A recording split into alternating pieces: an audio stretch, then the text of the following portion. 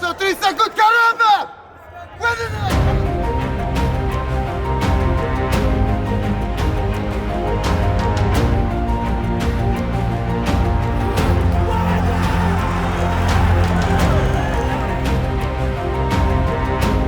В Подмосковье завершился предолимпийский чемпионат России по вольной борьбе.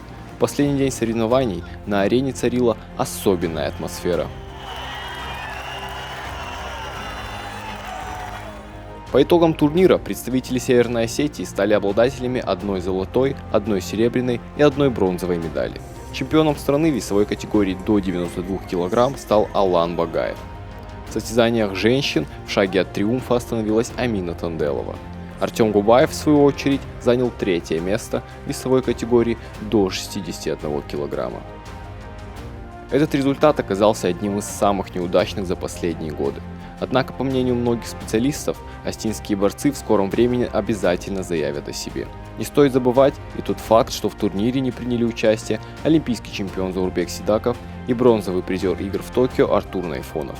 Их отсутствие не могло не отразиться на итоговых результатах. Эти ребята, они не просто лидеры в своих весовых категориях, они еще и как мотор команды.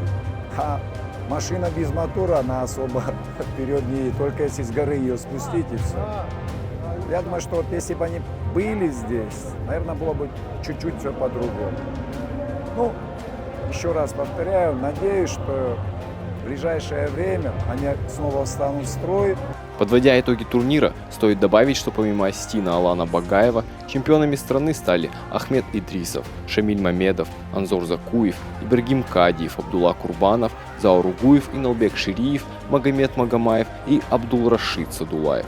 Для двукратного олимпийского чемпиона этот триумф стал 6-м в карьере.